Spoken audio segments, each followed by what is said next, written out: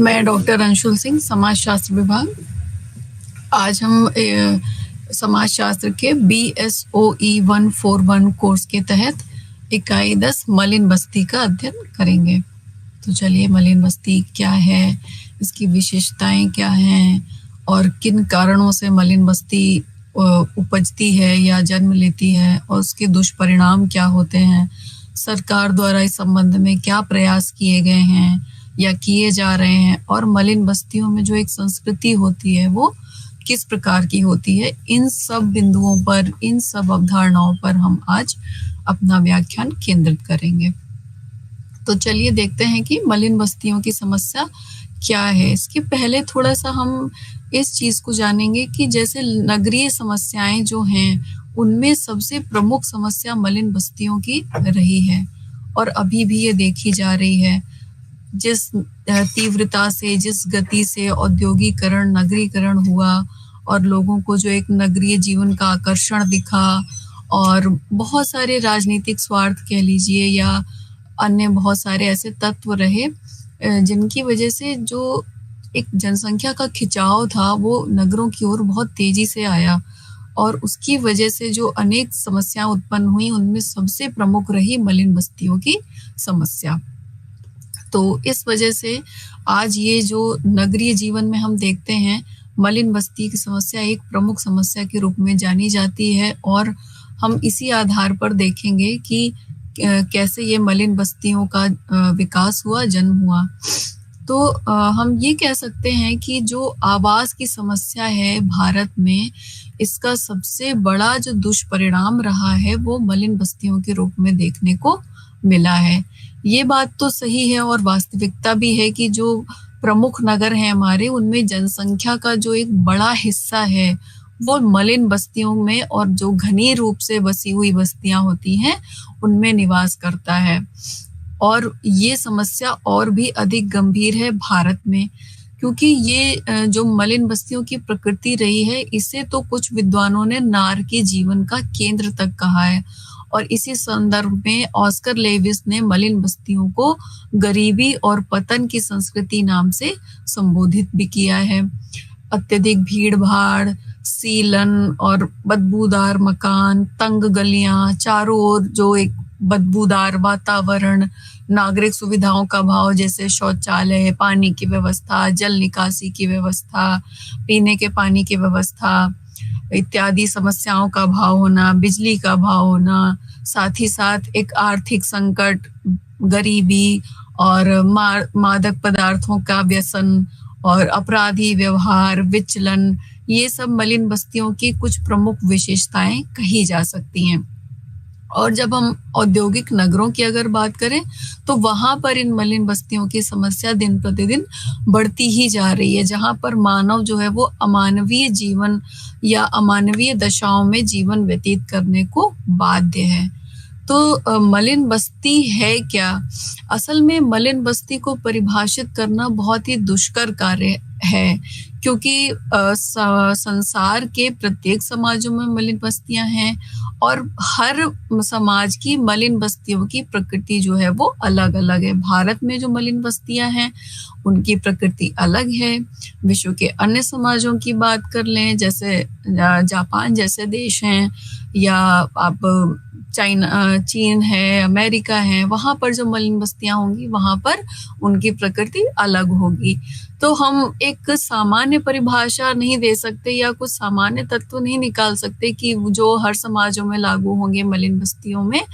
लेकिन अधिकांश जो विद्वान हैं वो मलिन बस्ती को एक रोगग्रस्त क्षेत्र के रूप में परिभाषित करते हैं, जबकि कुछ विद्वानों ने जो निम्न आवासीय स्तर है उसको ही मलिन बस्ती माना है। लेकिन अगर हम अपने भारतीय समाज की बात करें तो यहाँ पर मलिन बस्तियों की हम मुख्यतया दो श्रेणियां देख सकते हैं। इसमें जो पहली श्रेणी वाली मलिन बस्ती है वो नगरों के बीच में उन मोहल्लों के रूप में विकसित हो गई हैं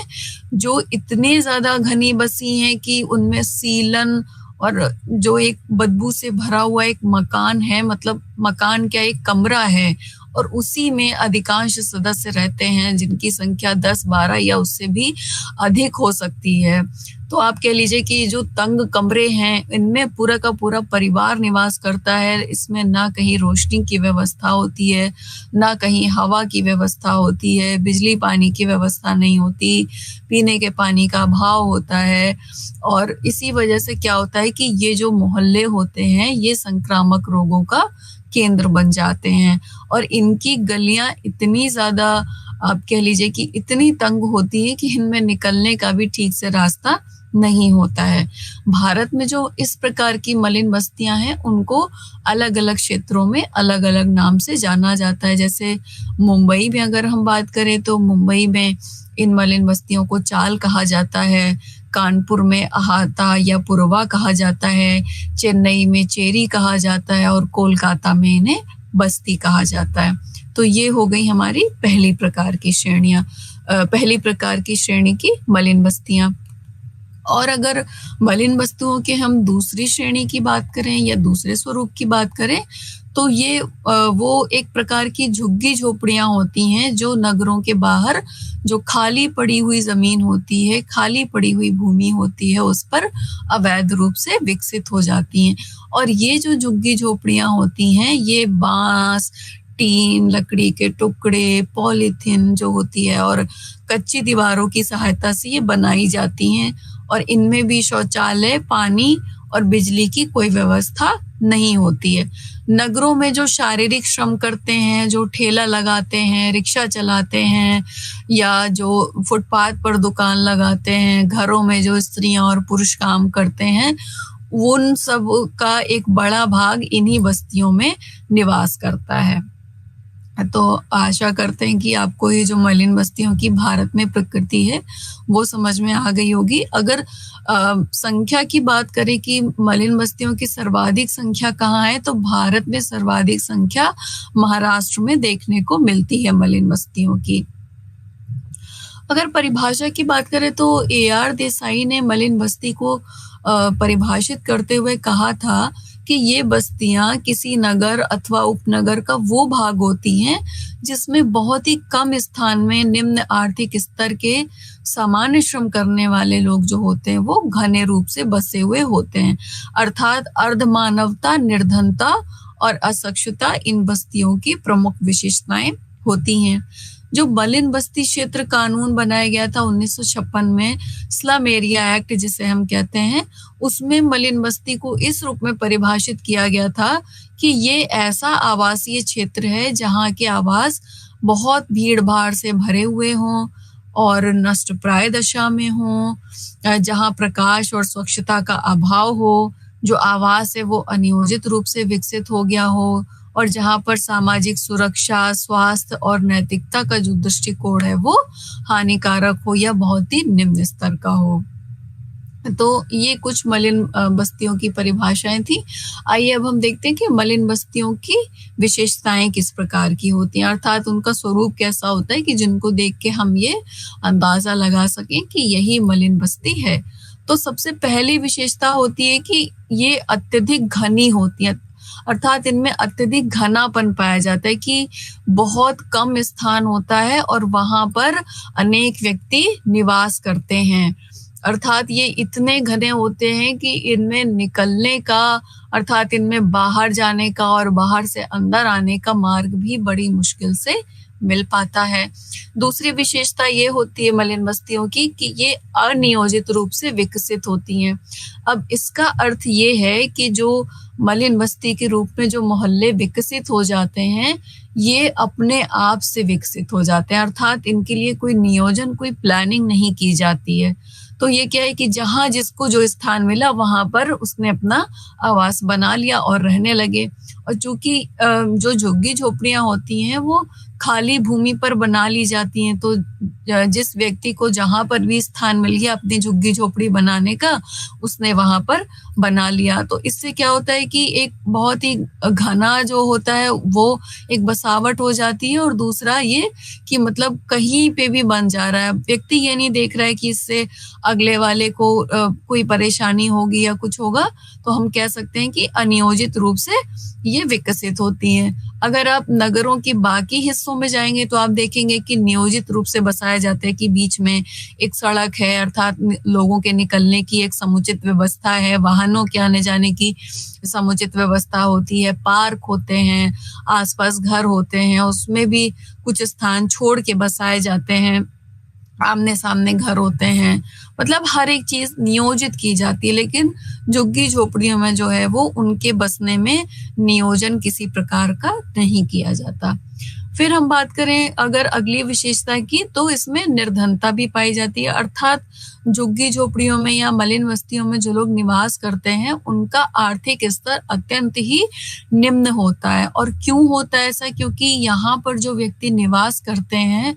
वो मुख्यतया शारीरिक श्रम पर ही निर्भर होते हैं, और इसलिए उनका क्या है कि वो या तो दिहाड़ी मजदूरी कर रहे होते हैं और या इसी तरह के काम में लगे होते हैं कि उनका कोई एक निश्चित उनको आय नहीं होती है। वो दिन भर जो भी कमाते हैं वही उनकी आय हो जाती है। तो जो कि आप कह लीजिए कि मतलब कुछ भी निश्चित नहीं होती है, निश्चित कभी ज्यादा हो गई, कभी कम हो गई, तो कभी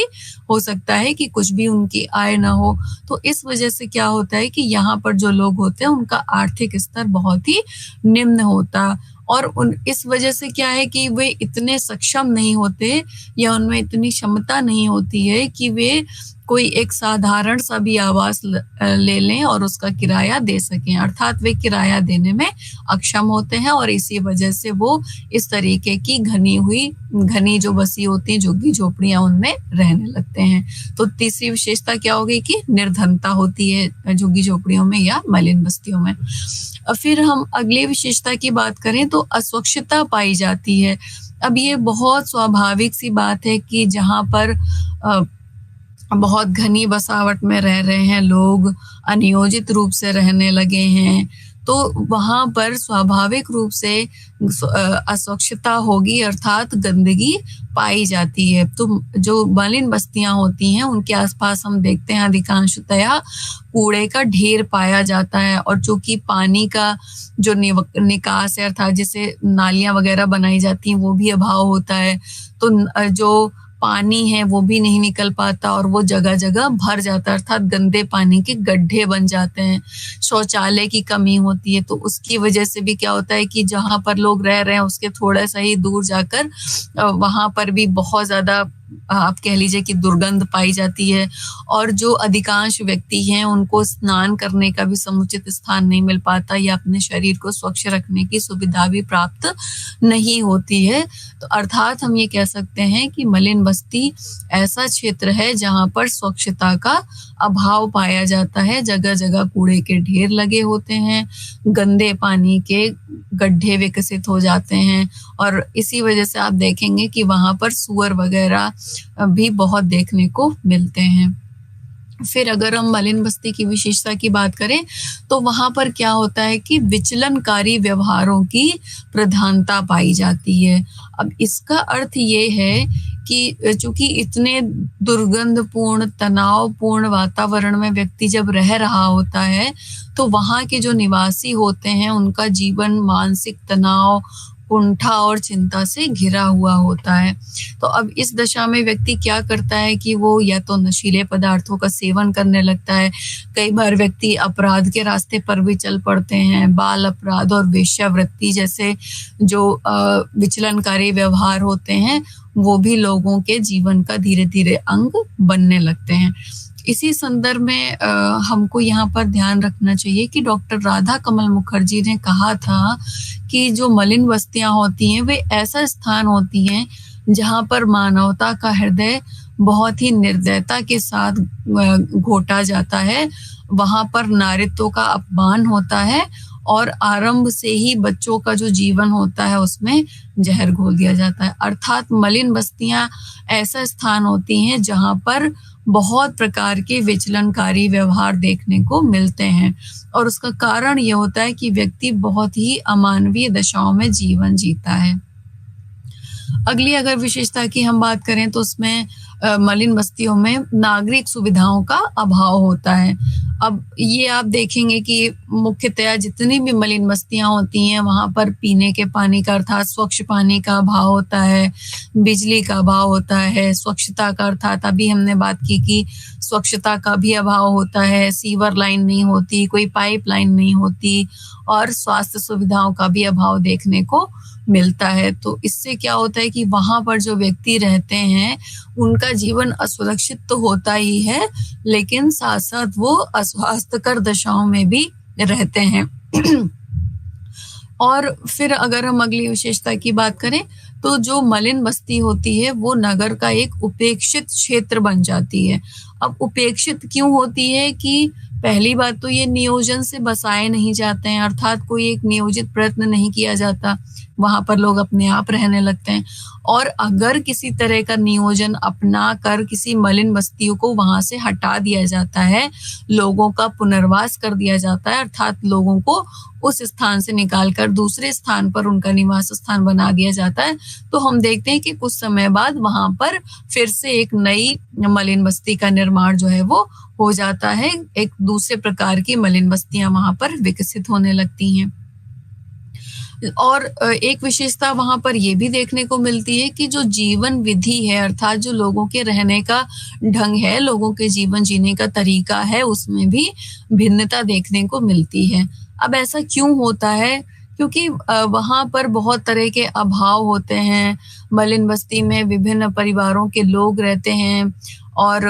विभिन्न धर्मों के लोग आते हैं, विभिन्न क्षेत्रों से लोग आते हैं, तो विभिन्न भाषाओं के लोग होते हैं, उनके अपने रीति रिवाज विश्वास भी तरह तरह के होते हैं। अर्थात इतनी विभिन्नता तो होती है लोगों की, लेकिन फिर भी वो एक अमानवीय दशा में रह रहे होते हैं जो कि उनके जीवन में एक मतलब समानता ले आती है कि जिन अमानवीय दशाओं का सामना मलिन बस्तियों में रहने वाले अधिकांश लोग एक ही प्रकार की समस्याओं का सामना करते हैं। तो हम ये कह सकते हैं कि जीवन विधि में भिन्नता होने के बावजूद जो लोगों की समस्या है उनमें समानता देखने को मिलती है, अर्थात वहां पर निर्धनता भी जो होती है वो भी हम कह सकते हैं कि प्रमुख मतलब जहाँ जितने भी परिवार वहां पर हैं, जितने भी निवासी वहां पर हैं, उन सब के परिवारों में देखने को मिलती है। तो ये सब कुछ विशेषताएं थी मलिन बस्तियों की। और हम ये कह सकते हैं कि जो मलिन बस्तियां होती हैं ये अर्धमानवीय दशाओं का प्रतिनिधित्व करती हैं। एक बार स्वतंत्रता के पश्चात की बात है कि पंडित जवाहरलाल नेहरू जी उन्होंने कानपुर की जो मलिन बस्तियां थी उनका दौरा किया और फिर उन्होंने उस मतलब वहां की जो दशाएं थी उनको देखकर ये कहा कि ये जो मलिन बस्तियां हैं ये मानवीयता की मतलब मानवीय पतन जो है उसकी चरम सीमा को स्पष्ट कर रही हैं और इन मलिन बस्तियों के लिए जो व्यक्ति उत्तरदायी हैं उनको मृत्युदंड दे देना चाहिए। तो आप समझ सकते हैं कि कितनी खराब दशाएं होती हैं मलिन बस्तियों में और व्यक्ति इन्हीं दशाओं में अपना जीवन व्यतीत करता है। अब चाहे आप इसे स्वैच्छिक रूप से कह लीजिए या उनकी कोई मजबूरी होती है। तो ये मलिन बस्तियों की कुछ विशेषताएं थी। अब हम बात करेंगे कि मलिन बस्तियों के उत्पन्न होने के क्या कारण होते हैं, कौन कौन से ऐसे कारक होते हैं जिसकी वजह से किसी भी नगर में या उपनगर में मलिन बस्तियां अपने आप विकसित होने लगती हैं। और इसके लिए बहुत सारे उत्तरदायी कारक हैं जिनमें कुछ प्रमुख कारकों की चर्चा हम यहाँ पर करेंगे। तो आइए सबसे पहले देखते हैं कि कौन से प्रमुख कारक हैं। सबसे पहले हम बात करेंगे कि औद्योगिकरण और नगरीकरण मलिन बस्तियों के निर्माण का सबसे प्रमुख कारण है।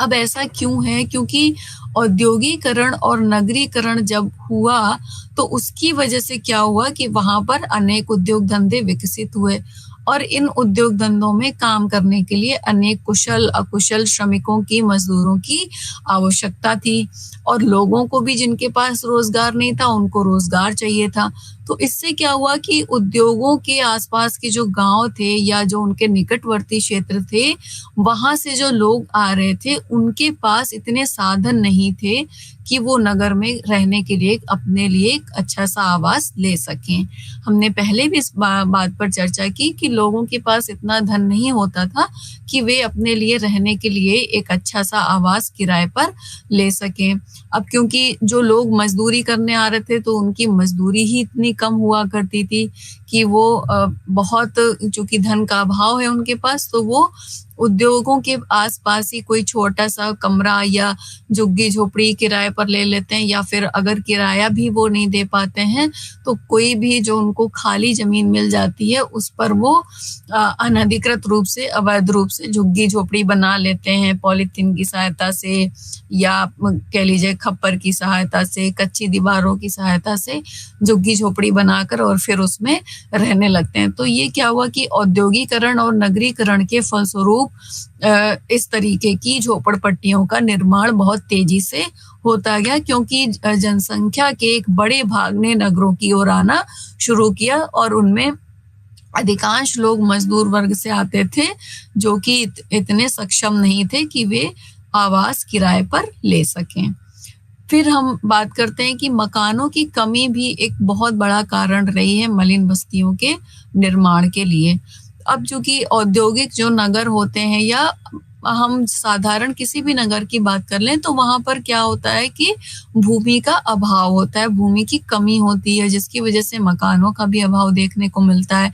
तो वहां पर क्या होता है कि जो अनेक भूस्वामी होते हैं या जो मकान मालिक होते हैं वो छोटी छोटी, इतने छोटे छोटे कमरों के घर बना देते हैं या अपने घर में इतने छोटे छोटे कमरे बना लेते हैं कि उनमें कोई भी तरीके की सुविधाएं नहीं होती हैं। और जो कि इनका किराया कम होता है तो श्रमिक सोचते हैं कि ये मतलब ये वो कमरे हैं जिसका वो किराया अफोर्ड कर सकते हैं, तो वो इन कमरों में रहने के लिए बाध्य होते हैं। तो मकानों की कमी भी एक प्रमुख उत्तरदायी कारक है मलिन बस्तियों के निर्माण का। अगले अगर हम बिंदु की बात करें या कारक की बात करें तो ग्रामीण बेरोजगारी भी एक बहुत बड़ा कारण है मलिन बस्तियों के निर्माण का, मलिन बस्तियों के विकास का। अब चूंकि क्या होता है कि जैसे जैसे भारत में आधुनिकीकरण होता गया, परंपरा से हम लोग आधुनिक समाज की ओर बढ़े, तो उसमें क्या हुआ कि जो खेती थी और जो भूमि पर काम करने वाले जो लोग हुआ करते थे, श्रमिक हुआ करते थे, उनकी मांग धीरे धीरे कम होने लगी। तो क्या हुआ कि औद्योगिकरण का जो प्रभाव था उसका प्रभाव ग्रामीण उद्योग धंधों पर पड़ा, हथकरघा उद्योग पर पड़ा, जो कि ग्रामीण अर्थव्यवस्था की एक तरह से रीढ़ हुआ करते थे।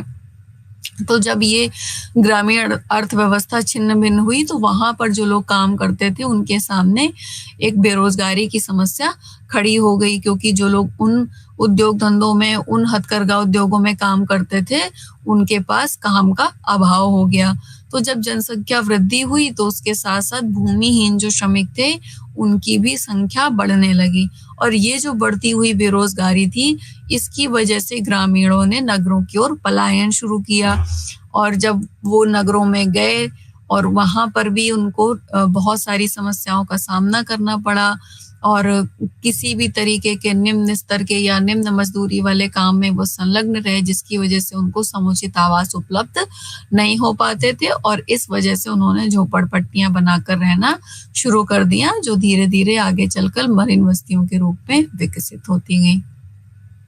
जनसंख्या में वृद्धि भी मलिन बस्तियों के विकसित होने का प्रमुख कारण है, क्योंकि इससे क्या हुआ कि जैसे जैसे जनसंख्या में वृद्धि होती गई तो गांवों में बेरोजगारी बढ़ती गई, और दूसरी ओर जो नगरों में भी जो लोग रह रहे थे उनके सामने भी जो आवास की समस्या थी वो बढ़ती गई। अब चूंकि जो स्थान है, जो भौगोलिक क्षेत्र है, उसको तो हम बढ़ा नहीं सकते, उसमें तो हम वृद्धि कर नहीं सकते, तो जितनी जमीन है वो उतनी ही रहेगी, लेकिन लोग उसके अनुपात में दिन प्रतिदिन बढ़ते जा रहे हैं। तो उसकी वजह से क्या हुआ कि जनसंख्या वृद्धि भी एक प्रमुख कारण बन गई। और दूसरा, चूंकि रोजगार की तलाश में जब गांव से बड़ी संख्या में लोग नगरों की ओर आने लगे तो उनके पास भी मलिन बस्तियों में रहने के अलावा कोई विकल्प उपलब्ध नहीं था, तो इस कारण से भी मलिन बस्तियों में उनकी संख्या में वृद्धि होती है।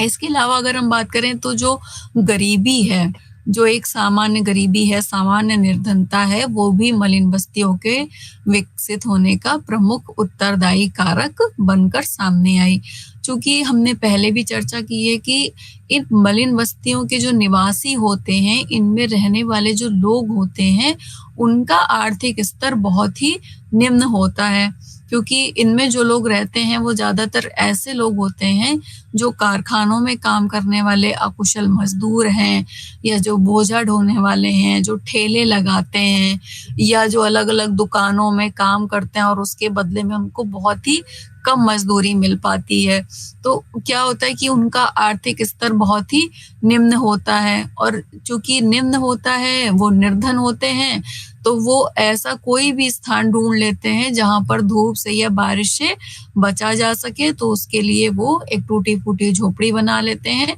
जिसका उनको किराया किसी प्रकार का कोई शुल्क नहीं देना होता है। और यही गरीबी की वजह से क्या होता है कि जो मलिन बस्तियां होती हैं वो धीरे धीरे विकसित हो जाती हैं और गंदगी का एक केंद्र बन जाती हैं। और फिर अगर हम बात करें कि अगला कारण क्या हो सकता है, तो नगरीय आकर्षण भी एक बहुत बड़ा भूमिका, एक बहुत महत्वपूर्ण भूमिका निभाता है मलिन बस्तियों के विकास में। क्योंकि क्या हुआ है कि पिछले कुछ दशकों से हमने देखा है कि भारत की जो भारत की जनसंख्या जो है, उसका एक बड़ा भाग नगरों में रहने की ओर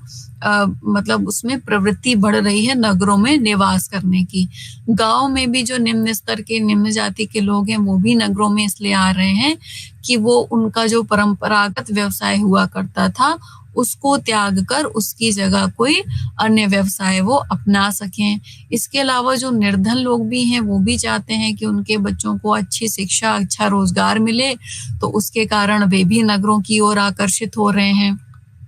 तो इसके अलावा मनोरंजन के साधन हैं, स्वास्थ्य सुविधाएं हैं, और जो भौतिक सुख सुविधाएं नगरों में उपलब्ध होती हैं, ये कुछ ऐसे आकर्षण के कारण हैं जिसकी वजह से ग्रामीण क्षेत्रों से जनसंख्या का एक बड़ा भाग नगरों में रहने के लिए आता है।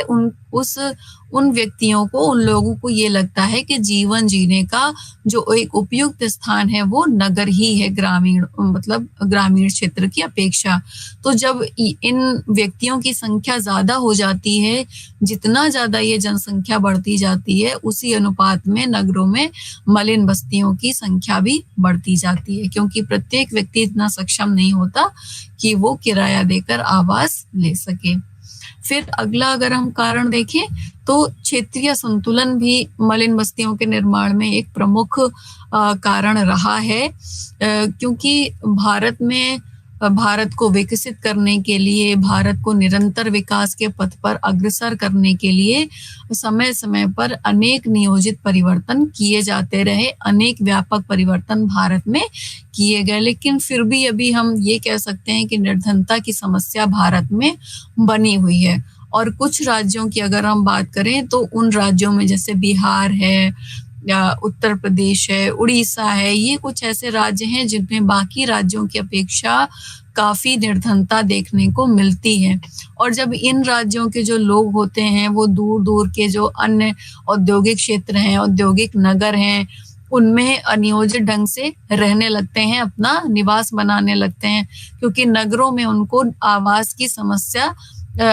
देखने को मिलती है। तो वो क्या करते हैं कि उनको जो भी खाली पड़ी हुई भूमि होती है, जो भी उनको जमीन दिख जाती है, वहां पर वो अपनी झुग्गी झोपड़ी बनाकर रहने लगते हैं। तो हम ये कह सकते हैं कि क्षेत्रीय संतुलन के कारण भी मलिन बस्तियों की संख्या में वृद्धि होती है या मलिन बस्तियां विकसित हो जाती हैं। फिर हम देखते हैं कि जो भूस्वामी जो होते हैं, भूमाफिया जो होते हैं, उनके भी अनेक स्वार्थ होते हैं जिनकी वजह से मलिन बस्तियां बन जाती हैं। इसका कारण ये होता है कि जो समाज के अपराधी गिरोह हैं, जो भू माफिया हैं, ये लोग क्या करते हैं कि पहले नगर के बाहर या कहीं पर भी जो खाली पड़ी हुई जमीन होती है, बाहरी क्षेत्रों की जो जमीन होती है, उस पर पहले कब्जा कर लेते हैं। और कब्जा करने के लिए वो लोग क्या करते हैं कि इन भूमियों को जो बाहर से आए हुए लोग हैं उनके लिए छोटी छोटी झोपड़ियां बना देते हैं और उनको किराए पर या फिर ऐसे ही निशुल्क रहने के लिए दे देते हैं। और ये जो स्थान होते हैं, ये जो भूमि होती है, यहाँ पर ना तो शौचालय होते हैं, न तो पीने के पानी की कोई व्यवस्था होती है, न बिजली होती है, न कोई गंदा पानी निकलने की कोई व्यवस्था होती है। और जब ये भूमाफिया इन जो खाली पड़ी भूमि है उस पर कब्जा कर लेते हैं, तो वहां से लोगों को हटा देते हैं और फिर ऐसी ही भूमि की तलाश करने लगते हैं जहां पर इन बस्तियों को विकसित किया जा सके। अर्थात एक मलिन बस्ती जब विकसित हो गई तो फिर वो दूसरी कोई भूमि तलाश लेते हैं जो खाली होती है, और वहां पर भी अवैध और अनियोजित ढंग से लोगों को बसाना शुरू कर देते हैं। तो ये भी जो भूमाफियाओं के स्वार्थ हैं, ये जो प्रवृत्ति है, ये भी मलिन बस्तियों की संख्या में वृद्धि होने का एक प्रमुख कारण बन जाती है। इसके अलावा हम देखते हैं कि सरकार की भी जो उदासीनता होती है वो भी इसमें एक महत्वपूर्ण भूमिका निभाती है। हालांकि आजकल हम देख रहे हैं कि सभी जो नगर हैं वहां पर विकास प्राधिकरणों के द्वारा नगरों का नियोजित विकास करने का प्रयत्न किया जा रहा है, लेकिन हम देखते हैं कि भ्रष्टाचार की समस्या भी अभी पूरी तरह से समाप्त नहीं हुई है। तो जो ये भ्रष्टाचार होता है, इसकी वजह से भी जो अवैध रूप से मलिन बस्तियों का निर्माण हो जाता है, उसमें भी अभी कोई कमी नहीं देखी जा रही है। जिस अनुपात में नगरों में जनसंख्या बढ़ रही है, उस अनुपात में अभी लोगों को आवास उपलब्ध नहीं हो पा रहे हैं। अर्थात जितने लोग हैं उस तुलना में, उस संख्या के अनुपात में आवास में वृद्धि नहीं हो पाई है। इसकी वजह से क्या हुआ है कि आवास की समस्या एक प्रमुख नगरीय समस्या बन गई, और इसके लिए क्या हुआ कि लोगों को जहां भी जो भी स्थान मिला वहां पर लोगों ने रहना शुरू कर दिया। तो हम ये कह सकते हैं कि जो आवासीय समस्या के प्रति केंद्र सरकार या राज्य सरकार का जो एक उदासीन रवैया है, वो भी मलिन बस्तियों के निर्माण का एक प्रमुख कारण बनता जा रहा है। तो ये कुछ प्रमुख कारण थे जिनकी वजह से मलिन बस्तियां विकसित हो जाती हैं। अब हम चर्चा करेंगे कि ये जो मलिन बस्तियां बन जाती हैं, इसका क्या प्रभाव, दुष्प्रभाव समाज पर देखने को मिलता है।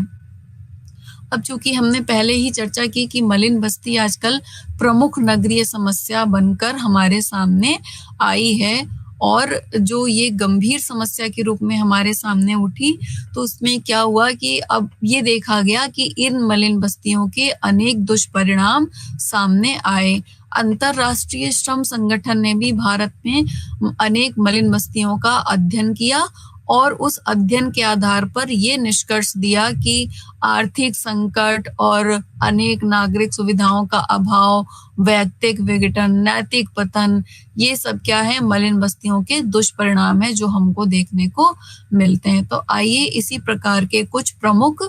मलिन बस्तियों के दुष्परिणामों को हम देखने का प्रयास करते हैं। तो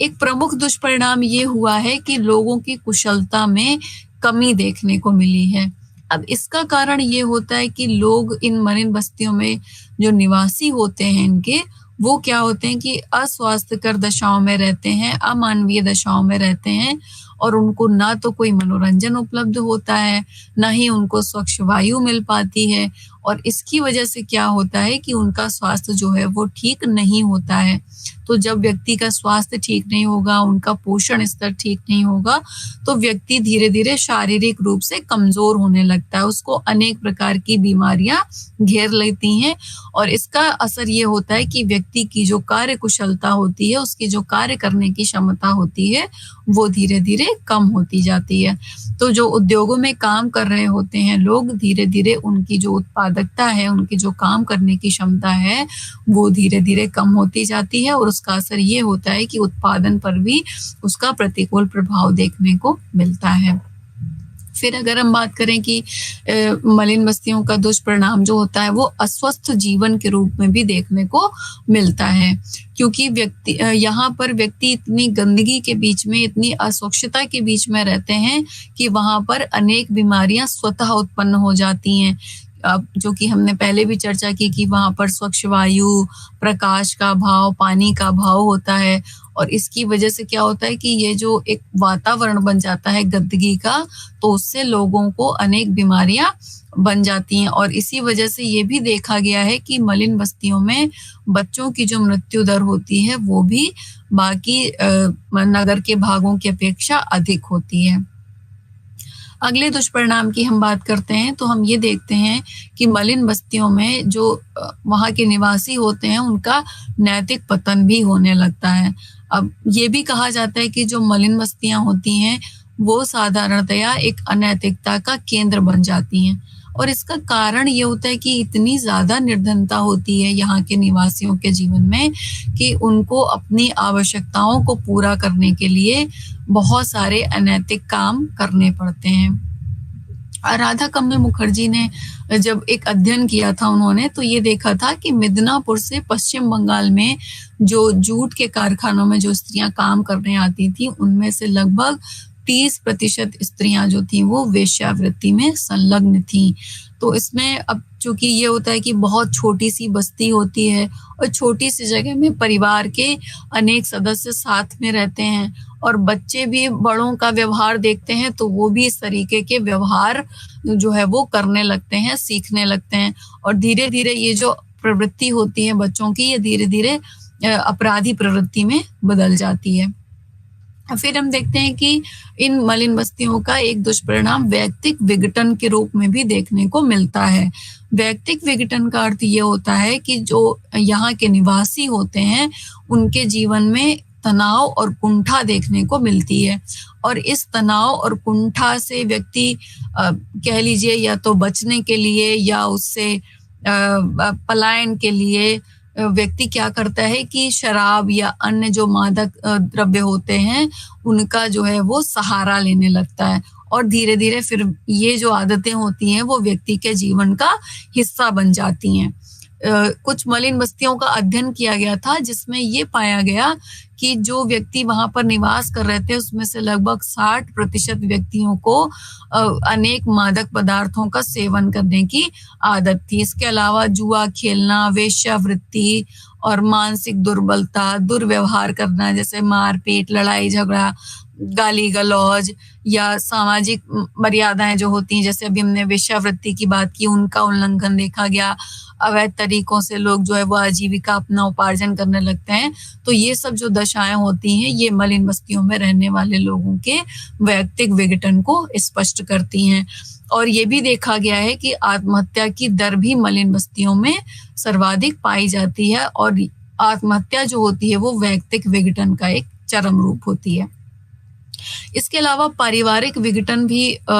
मलिन बस्तियों का एक दुष्परिणाम है। अब चूंकि क्या होता है कि इतने तनावपूर्ण और इतने घुटन भरे माहौल में लोग रहते हैं कि उनके जो आपसी संबंध होते हैं उनमें भी सामंजस्य का अभाव देखा जाता है। पति पत्नी में भी विश्वास की कमी होती है, उनके बीच भी तालमेल ठीक नहीं होता। तो जब माता पिता में ये होता है तो बच्चों में भी एक अनुशासनहीनता पाई जाने लगती है, और चूंकि व्यक्ति जीवन की सफलता देखते हैं तो उनके मन में एक निराशा, एक कुंठा घर कर जाती है, और उसकी वजह से उनका जो जीवन होता है वो तनावपूर्ण बन जाता है। और अगर कोई व्यक्ति है उसका जो परिवार है वो उसके साथ नहीं रह रहा है तो जो व्यक्ति है उसका अपने परिवार से भी धीरे धीरे लगाव कम हो जाता है, और उसकी वजह से पारिवारिक विघटन या अलगाव की जो संभावना है वो भी बढ़ जाती है। तो हम ये कह सकते हैं कि एक परिवार को चलाने के लिए जो एक सामंजस्य, जो संतुलन, आपसी तालमेल की आवश्यकता होती है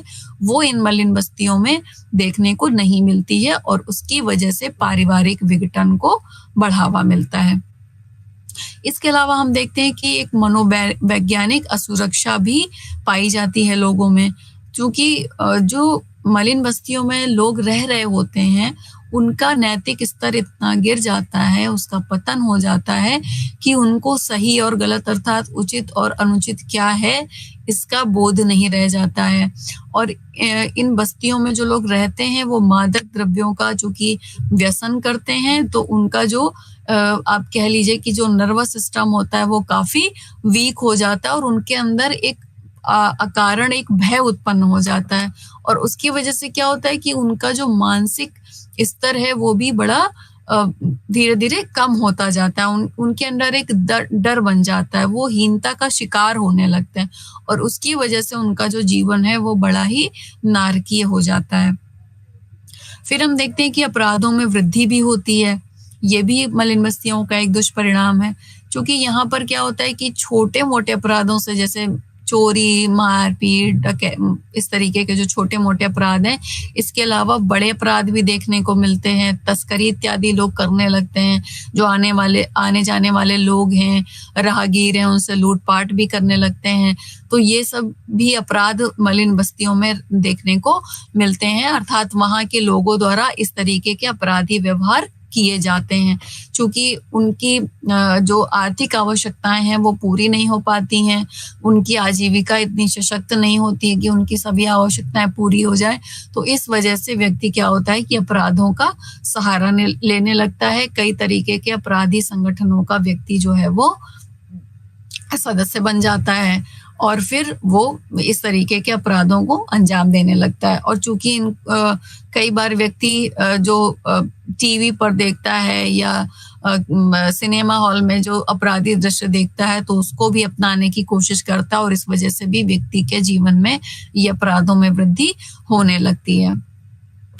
फिर अगर हम बात करें कि और कौन से दुष्परिणाम होते हैं, तो हम प्रदूषण की समस्या भी देखने को यहाँ पर पाई जाती है कि मलिन बस्तियां जो होती हैं वो ऐसे क्षेत्रों में विकसित होती हैं जहाँ पर अमानवीय अस्वास्थ्यकर दशाएं होती हैं। अर्थात जिन क्षेत्रों में ये मलिन बस्तियों का निर्माण होता है, जिन इनका विकास होता है, वहां पर मुख्यतया जल प्रदूषण और जो मृदा प्रदूषण है उसमें वृद्धि पाई जाती है। क्योंकि वहां पर शौचालय की व्यवस्था नहीं होती है, तो क्या करते हैं लोग कि आसपास की जो रेलवे लाइन है या जो खाली पड़ी हुई भूमि है, जो गड्ढे हैं पानी के भरे हुए, वहां पर लोग शौच इत्यादि के लिए जाते हैं और इसकी वजह से वहां आसपास का जो वातावरण होता है वो बहुत ही ज्यादा दुर्गंधपूर्ण हो जाता है और इससे क्या होता है कि प्रदूषण की समस्या में वृद्धि होती है। फिर अगर हम बात करें तो इससे क्या होता है, ये सब जो गंभीर दुष्परिणाम है ये राष्ट्रीय हानि भी उत्पन्न करते हैं। अब राष्ट्रीय हानि किस प्रकार से होती है, तो ये इस तरीके से हम समझ सकते हैं एक श्रृंखला के रूप में कि मलिन बस्तियों में जो लोग रहते हैं वो निर्धन होते हैं। निर्धन होने की वजह से ही वो इन बस्तियों में रहने को बाध्य होते हैं।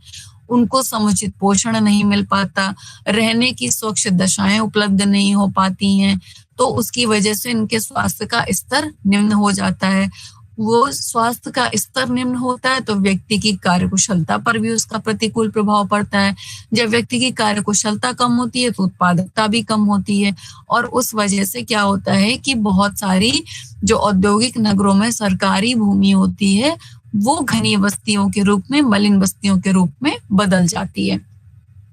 तो क्या होता है कि इन बस्तियों की जो संस्कृति होती है वो प्रशासन के सामने अनेक प्रकार की समस्याओं को उत्पन्न करने लगता है और ये सभी दशाएं जो मिलकर किसी भी राष्ट्र के सामने एक गंभीर समस्या उत्पन्न करती हैं। अर्थात इसको हम कह सकते हैं कि एक प्रकार से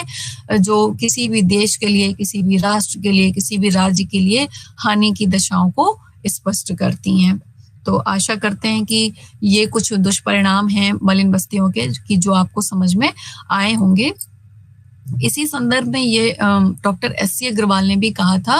कि समाज में अच्छी आवास व्यवस्था जो होती है वो सुखी पारिवारिक जीवन का, स्वास्थ्य का आधार होती है और जो मलिन बस्तियां होती हैं वो बुरा आवास, स्वच्छता, बीमारियों, अनैतिकता और अपराध को जन्म देने के साथ साथ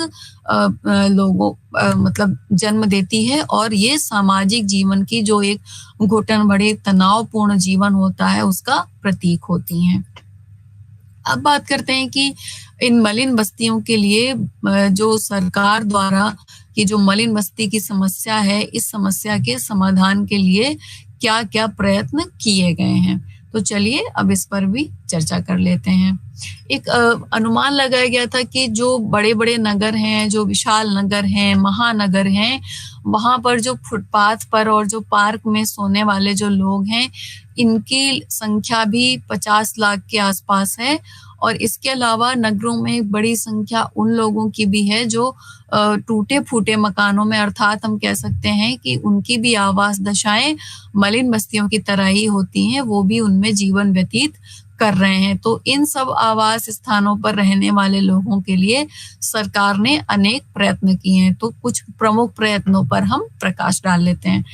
राष्ट्रीय शहरी आवास और पुनर्वास नीति लाई गई, जो कि 2007 में एक सर्वेक्षण हुआ था। और उस सर्वेक्षण से ये ज्ञात हुआ कि देश के अधिकांश नगरीय क्षेत्रों में आवास की कमी है। शहरी क्षेत्रों में पीने का पानी और जो गंदा पानी है उसके निकलने की व्यवस्था, सफाई की सुविधा, बिजली और जो कूड़ा कचरा है उसके निस्तारण की गंभीर समस्या जो नगर के निर्धन लोग हैं उनके आवासीय क्षेत्रों में अधिक देखने को मिलती है। तो ये जो राष्ट्रीय शहरी आवास एवं पुनर्वास नीति लाई गई, इसके द्वारा क्या हुआ कि सरकारी क्षेत्र, निजी क्षेत्र और सहकारी क्षेत्र में श्रमिक और जो औद्योगिक क्षेत्र के जो लोग थे उनकी आवासीय जो भी समस्याएं थी उन समस्याओं का समाधान करना था इस नीति के द्वारा।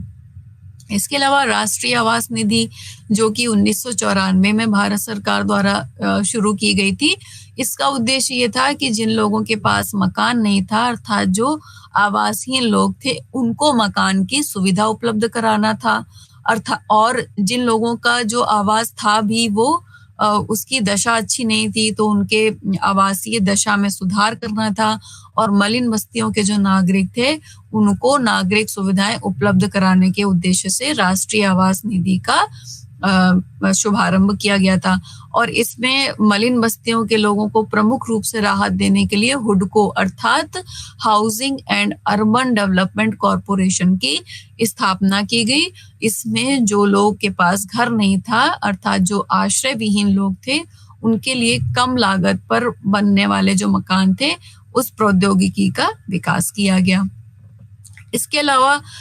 शहरी जो गरीब लोग होते हैं उनको आवास के लिए ब्याज छूट योजना शुरू की गई और ये योजना दिसंबर 2008 में प्रारंभ की गई थी। इसका उद्देश्य था कि जो नगर के निर्धन लोग हैं उनको एक लंबी अवधि के लिए, दीर्घकालीन अवधि के लिए ऋण देना था, लोन देना था। और जो बहुत ही निम्न स्तर के लोग थे, निम्न आर्थिक स्थिति के लोग थे, उनको मकान बनाने के लिए केवल 5% की ब्याज दर पर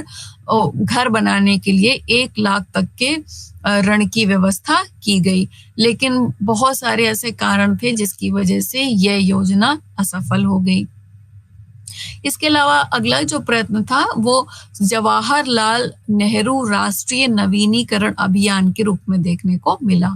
और भारत की मतलब आप कह लीजिए कि नगरीय संरचना में भारत की जो नगरीय संरचना है वो पूरे विश्व की दूसरी सबसे बड़ी नगरीय संरचना है। और इसी तथ्य को ध्यान में रखते हुए दिसंबर 2005 से भारत में ये अभियान शुरू किया गया। और इसका उद्देश्य ये था कि नगर के सभी जो क्षेत्र हैं उसमें जो अत्यधिक निर्धन लोग हैं, अत्यधिक निम्न आर्थिक स्थिति वाले जो लोग हैं, उनको आवास की बुनियादी सुविधाएं उपलब्ध कराई जाए और साथ ही साथ नगर की जो आवासीय संरचना है उसमें भी सुधार किया जा सके। पहले ये अभियान 2012 तक के लिए पूरा करने का लक्ष्य किया गया था, जो कि बाद में बढ़ा दिया गया। इसके अलावा शहरी भूमि सीमा कानून लाया गया और ये कानून इस उद्देश्य से लाया गया था कि जो मलिन बस्ती के निवासी हैं उनको आवासीय भूमि उपलब्ध कराई जा सके। इसमें क्या किया गया कि नगरों में जो निर्धारित सीमा थी उस निर्धारित सीमा से अधिक जो भूमि थी उसका सरकार द्वारा अधिग्रहण किया गया, अर्थात कि सरकार ने वो जमीन ली और फिर उसको उन लोगों में बांटा, उन लोगों में वितरित किया जिनके पास कोई किसी भी प्रकार की भूमि उपलब्ध नहीं थी। और इसका उद्देश्य ये था कि लोग उस भूमि को पाकर उस पर अपना आवास निर्मित कर सकें। इसके अलावा निम्न लागत की एक स्वच्छता योजना भी प्रारंभ की गई थी। और इस योजना में क्या हुआ कि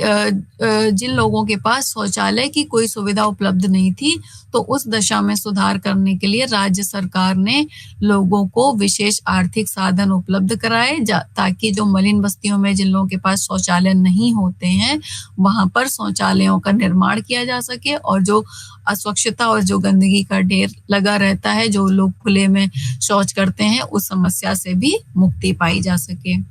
इसके अलावा अगर हम सरकारी प्रयत्न की बात करें तो उसमें वाल्मीकि अंबेडकर आवास योजना भी प्रारंभ की गई और ये योजना 2001 से केंद्र सरकार द्वारा प्रारंभ की गई थी। इस योजना का मुख्य उद्देश्य था कि मलिन बस्तियों में जो लोग रहते हैं उनके लिए आवास की व्यवस्था करना और उनकी जो रहने की दशाएं हैं, जो अमानवीय दशाओं में लोग रह रहे हैं, उनकी दशाओं में सुधार करना था। इसी योजना से एक और योजना जुड़ी हुई थी जिसका नाम था निर्मल भारत अभियान, और इसका भी उद्देश्य यही था कि मलिन बस्तियों में के जो निवासी हैं उनके लिए शौचालयों की समुचित व्यवस्था की जा सके। तो ये कुछ सरकारी प्रयत्न थे। इसके अलावा भी अनेक जो गैर सरकारी संगठन हैं, जो अनेक अलग अलग बुद्धिजीवियों द्वारा भी जो संगठन निर्मित किए जाते हैं, उन सब के द्वारा भी समय समय पर प्रयास किए जाते रहे हैं ताकि मलिन बस्तियों में वहाँ के लोगों के जो जीवन है उनमें सुधार लाया जा सके। कई बार हम देखते हैं कि जो आजकल का जो युवा वर्ग है वो काफी जागरूक हो गया है, और जो मलिन बस्ती के लोग हैं, वहाँ के बच्चे हैं, उनको साक्षर करने के उद्देश्य से, उनको शिक्षित करने के उद्देश्य से वहाँ पर लोग जो है वो शिक्षा के अनेक कार्यक्रम चला रहे हैं ताकि जो बच्चे हैं जो मानवीय दशाओं में रह रहे हैं, जिनको शिक्षा की कोई व्यवस्था समुचित रूप से उपलब्ध नहीं है, तो उन बच्चों को पढ़ाया जा सके, वे बच्चे पढ़ लिख कर उन अमानवीय दशाओं से निकल सकें जिसमें उन्होंने अपना जीवन व्यतीत किया है, और आगे चल के अपने जीवन के साथ साथ अपने परिवार के जीवन को भी एक अच्छे स्तर पर ले जा सकें। तो बहुत सारी अनेक योजनाएं तो सरकार द्वारा लाई गई, साथ साथ लोग भी स्वयं जागरूक हो रहे हैं, और इसमें युवा वर्ग की संख्या काफी अधिक है जो कि मलिन बस्तियों में रहने वाले लोगों की जो दशाएं हैं उनमें सुधार लाना चाहते हैं स्व प्रयत्नों द्वारा। अब हम बात करते हैं कि जो मलिन बस्तियां हैं इनकी संस्कृति किस प्रकार की होती है। अर्थात अब आप ये देखते हैं कि मलिन बस्तियां जो हैं वो नगर का ही एक हिस्सा हैं, लेकिन एक तरफ आप देख लीजिए तो नगरों का जो आकर्षण है, जो एक नगरों में संस्कृति है, वो एक उच्च वर्ग की विलासितापूर्ण हमको एक संस्कृति देखने को मिलती है, और वहीं दूसरी ओर मलिन बस्ती में जो लोग रहते हैं उनकी संस्कृति एकदम भिन्न होती है। तो हम कह सकते हैं कि अलग अलग संस्कृतियों का एक जो जाल है वो हमको देखने को मिलता है। अर्थात जो भौतिक संस्कृति है वो उसमें भी बहुत अंतर देखने को हमको मिलता है, बहुत सारी भिन्नता देखने को मिलती है, और ये इस वजह से होता है कि मलिन बस्तियों का जो वातावरण होता है, वहाँ का जो परिस्थिति होती है, उसकी वजह से मलिन बस्ती की संस्कृति नगर के अन्य क्षेत्रों की तुलना में भिन्न हो जाती है। तो आइए देखते हैं। अब इसमें क्या होता है कि मलिन बस्ती में जो संस्कृति होती है वो कोई वैयक्तिक संस्कृति नहीं होती, अर्थात किसी व्यक्ति विशेष की संस्कृति नहीं होती, बल्कि वहां पर रहने वाले जो लोग होते हैं वो अनेक धर्म, संप्रदाय, भाषा इत्यादि से बिलोंग करते हैं, वहां से आते हैं, और उनकी वजह से क्या होता है कि एक मिश्रित संस्कृति जो है वो बन जाती है। और ये अलग अलग होते हुए भी क्या होता है कि लोग धीरे धीरे, चूंकि एक ही प्रकार की दशाओं में रह रहे होते हैं, तो उनकी जो जीवन शैली भी होती है वो भी धीरे धीरे एक सामान्य रूप लेने लगती है। और जो विभिन्न राज्यों से, विभिन्न गांवों से जो आए हुए प्रवासी होते हैं, जो मजदूर होते हैं, वो फिर धीरे धीरे इन्हीं मलिन बस्तियों की संस्कृति में ढल जाते हैं। तो हम ये कह सकते हैं कि मलिन बस्तियां ऐसी होती हैं जिनमें समानताएं भी होती हैं और साथ साथ कुछ भिन्नताएं भी देखने को मिलती हैं। यहाँ की जो गरीबी होती है वो भी एक तरीके से आप कह लीजिए कि एक मतलब बीमारी ही है एक तरीके की, क्योंकि एक व्यक्ति विवश होता है और इस निर्धनता में वो अपना जीवन यापन करता है। इसमें क्या है कि आप देखते हैं कि नगरों में एक और तो बड़ी बड़ी ऊंची ऊंची इमारतें देखने को मिलते हैं जिनमें प्रत्येक प्रकार की आधुनिक सुख सुविधाएं उपलब्ध होती हैं, और दूसरी ओर मलिन बस्तियां होती हैं, बेघर जो श्रमिक होते हैं, जो बेचारे इस तरीके की जो दमकोटू कोठरियां होती हैं उनमें निवास करते हैं, उनमें रहने के लिए बाध्य होते हैं। तो देखते हैं हम कि एक बहुत बड़ी खाई देखने को हमको मिलती है। जो इस तरीके की संस्कृति होती है मलिन बस्तियों की, इनमें ज्यादातर जो श्रमिक होते हैं, जो दिहाड़ी मजदूर होते हैं, घरों में घरेलू काम करने वाली महिलाएं होती हैं, फैक्ट्रियों में काम करने वाली महिलाएं होती हैं, श्रमिक होते हैं, उनका जो जीवन स्तर होता है वो न्यूनतम स्तर पर होता है। और इतना अभाव होता है उनके जीवन में कि उनका शोषण भी होता रहता है और कई प्रकार के वो शोषण का सामना करते हैं अपने दिन प्रतिदिन के जीवन में। अनेक प्रकार के कर्ज में डूब जाते हैं क्योंकि उनको जो आय होती है वो इतनी पर्याप्त नहीं होती है कि उनकी सभी आवश्यकताएं पूरी हो सके, तो कई बार उनको ऋण भी लेना होता है और ये धीरे धीरे ऋण का जो एक जाल होता है वो उनके ऊपर बढ़ता चला जाता है। तो हम एक प्रकार से कह सकते हैं कि मलिन बस्तियों में जो संस्कृति विकसित होती है वो एक शोषणकारी संस्कृति विकसित होती जाती है। श्रम वहां पर जो लोग होते हैं वो निर्धनता में ही जन्म लेते हैं और उनका पूरा जीवन उसी निर्धनता में व्यतीत हो जाता है। अर्थात हम ये कह सकते हैं कि मलिन बस्ती में व्यक्ति निर्धनता में जन्म लेता है और निर्धनता में ही उसकी मृत्यु तक हो जाती है।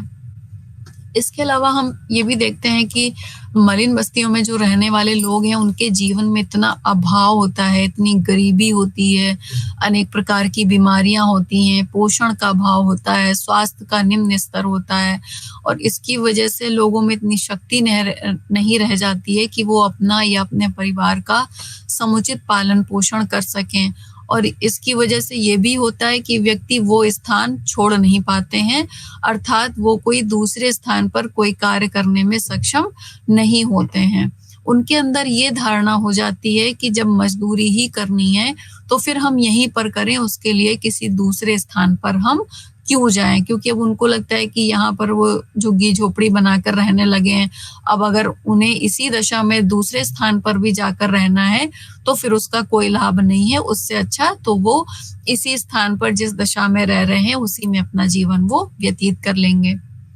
तो